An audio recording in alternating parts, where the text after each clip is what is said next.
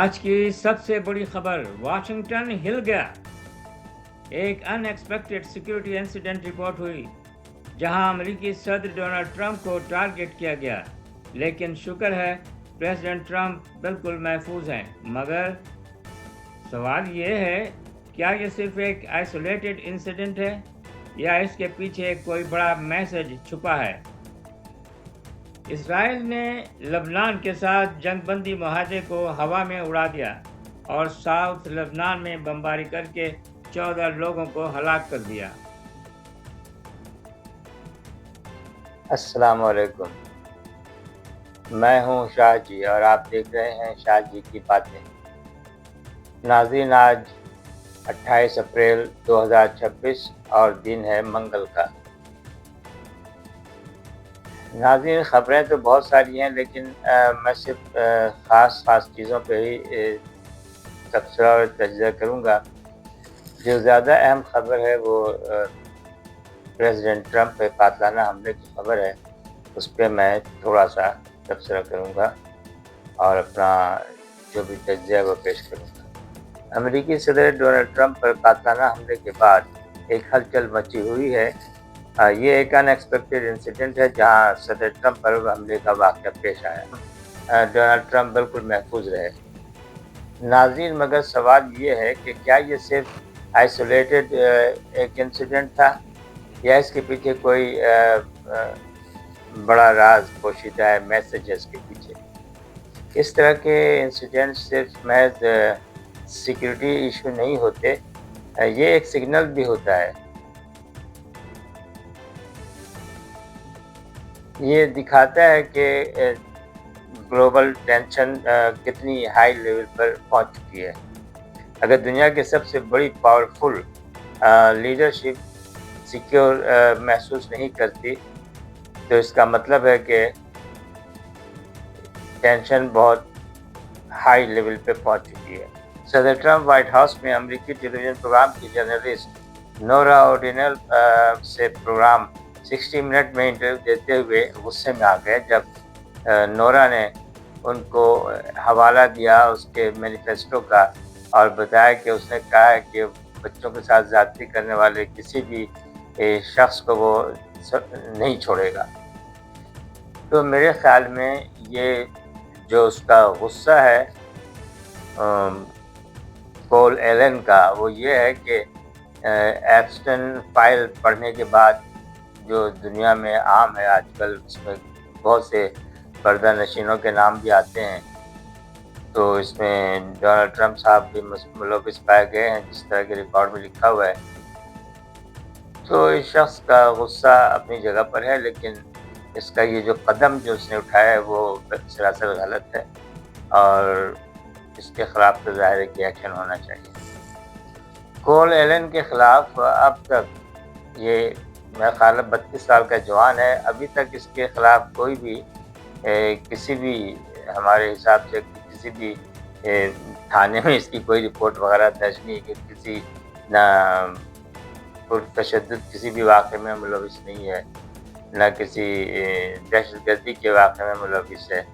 یہ اس کا انفرادی فعل تھا جو اس نے کیا ہے۔ یہ ایک اسکول ٹیچر، پڑھا لکھا ماسٹرز ڈگری رکھنے والا بندہ دماغ میں خلل ہو گیا تو کیا کیا جائے۔ گرفتاری کے بعد اسے عدالت میں پیش کیا گیا ہے، جہاں اس کا کیس اب چلے گا تو دیکھا جائے اس کا فیصلہ کیا ہوتا ہے۔ تو ہم جو بھی اپڈیٹ ہوگی وہ پھر آئندہ کے ایپیسوڈ میں ہم آپ کو ضرور بتائیں گے۔ ناظرین، اس وقت یو ایس اور ایران کے درمیان ٹینشن بہت ہائی ہو چکا ہوا ہے، بہت ہائی لیول پہ ہے۔ بات چیت اب تک ہو نہیں رہی ہے اور معاملات بگڑتے چلے جا رہے ہیں۔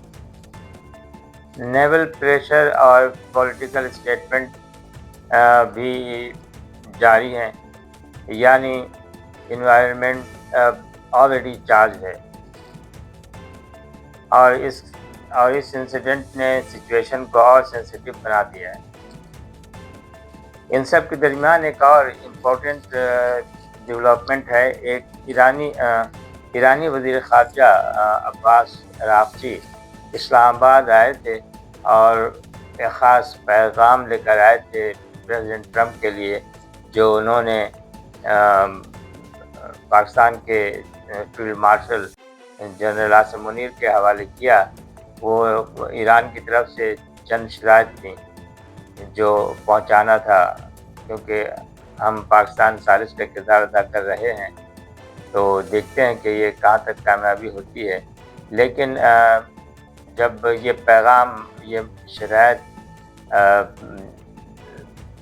پریزیڈنٹ ٹرمپ کو پہنچی تو پریزیڈنٹ ٹرمپ نے اسے رائٹ اوے مسترد کر دیا اور کہا کہ اس پہ کوئی بات نہیں ہوگی۔ ساتھ میں یہ بھی کہا کہ ہم اب پاکستان 16 اور 18 گھنٹے کے سفر کر کے نہیں جا سکتے، فون پہ ہمارا جو ہے وہ مذاکرات فون پہ بھی ہو سکتے ہیں، اور یہ کہ اس بات کو ایرانی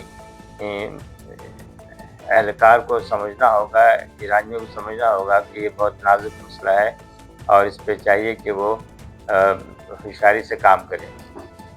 پاکستان ایک دفعہ پھر میڈیٹر کے طور پہ سامنے آ رہا ہے، لیکن چونکہ مذاکرات کے سلسلے میں کوئی حتمی فیصلہ ابھی تک نہیں ہو پایا، نہ امریکہ کی طرف سے نہ ایران کی طرف سے، تو اس پہ امید تو فی الحال نظر نہیں آتی کہ مذاکرات کی میز جو ہے اسلام آباد میں پھر سجائی جائے گی۔ ایران نے اپنی پوزیشن بالکل کلیئر کر چکا ہوا ہے کہ وہ کن شرائط پہ بات کرنا چاہتا ہے۔ اس کا ایک ہی مسئلہ ہے، وہ کہتا ہے کہ آپ جو بلاکیڈ ہے اس کو ہٹائیں، اس کے بعد پھر بات چیت ہم کریں گے، اور ٹرمپ جو ہے وہ بلاکیڈ ہٹانے کے فی الحال موڈ میں نہیں ہے۔ ایرانی وزیر خارجہ عباس عراقچی کا یہ دورہ اس بات کی طرف بھی اشارہ ہے کہ بیک ڈور ڈپلومیسی جو ہے وہ چل رہی ہے، اور امید ہے کہ اسلام آباد ایک دفعہ پھر نیوٹرل گراؤنڈ بن جائے۔ پاکستان کے لیے یہ سچویشن ایک ڈبل ایج ہے۔ ایک طرف اپرچونٹی ہے کہ پاکستان اپنا ڈپلومیٹک رول اسٹرانگ کرے، اور دوسری طرف پریشر ہے کہ سچویشن کنٹرول سے باہر نہ ہو۔ اسلام آباد میں آلریڈی ہائی الرٹ سچویشن ہے، سیکورٹی میجرز بہت ٹائٹ ہیں، یعنی پاکستان ایک سینسیٹیو بیلنسنگ پوزیشن میں ہے۔ ناظرین، پاکستان کے اندر بھی سچویشن بہتر نہیں ہے۔ عمران خان کا ایشو اب بھی پولیٹیکل ڈسکشن کا سینٹر بنا ہوا ہے۔ ان کی آنکھ کا معاملہ ہے جو بہت ہی سیریس ہے۔ اس کے علاوہ ان کی بیگم بشریٰ بی بی کی آنکھ کا بھی وہی سچویشن ہے، جو عمران خان کی تکلیف ہے وہی تکلیف ان کو بھی ہے۔ اور ایک اور بات ہے جو بہت ہی تعجب ہے کہ یہ تو اسلام آباد جیل کے پنڈی میں قید ہیں، سینٹرل جیل اڈیالہ میں، لیکن جو قیدی وہاں لاہور کے جیل میں بھی ہیں، کوٹ لکھپت جیل میں، فلک جاوید اور ان کی بہن، ان کی آنکھوں کا بھی یہی مسئلہ ہے، ان کو بھی آنکھوں کی تکلیف ہے، بلکہ دوسرے جو پی ٹی آئی کے اور بھی لوگ ہیں وہاں پہ قید، ان کو بھی آنکھوں کا مسئلہ ہے۔ تو یہ پتہ نہیں کیا مسئلہ ہے، یہ تو جب کبھی تحقیق ہوگی تو پتہ لگے گا۔ پی ٹی آئی ایکٹیویٹی اور پولیٹیکل ٹینشن کنٹینیو ہے، بس مسئلہ یہ ہے کہ پبلک سینٹیمنٹ ڈیوائیڈڈ ہے۔ اس کا مطلب یہ ہے کہ گورنمنٹ کو ایک وقت میں انٹرنیشنل ڈپلومیسی بھی ہینڈل کرنی ہے اور ڈومیسٹک پریشر بھی مینیج کرنا ہے۔ اب سوال یہ ہے، کیا یہ ڈیولپمنٹ مذاکرات کی طرف عمل کو تیز کرے گی یا سچویشن اور ڈیلے ہوگا؟ پاسبل سیناریوز یہ ہے کہ اگر ڈپلومیسی کامیاب ہوتی ہے تو مذاکرات دوبارہ ہو سکتے ہیں، لیکن اگر مس ٹرسٹ برقرار رہا تو پھر ڈیڈ لاک لمبا ہو سکتا ہے، اور اگر ٹینشن بڑھتی رہی تو اسکلیشن کا رسک بھی بڑھتا رہے گا۔ آج کی سچویشن ہمیں بتاتی ہے کہ گلوبل اسٹیبلٹی اب ایک چیلنج بن چکی ہے۔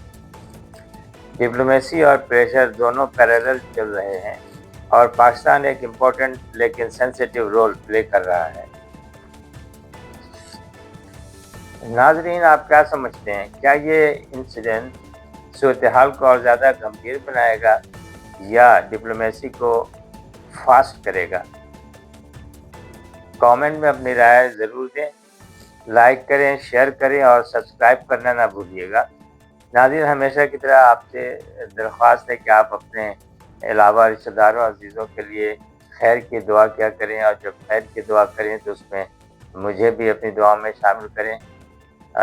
اگلے ایپیسوڈ تک کے لیے مجھے اجازت دیجیے۔ انشاءاللہ اگلے ایپیسوڈ کے ساتھ پھر حاضر ہوں گا۔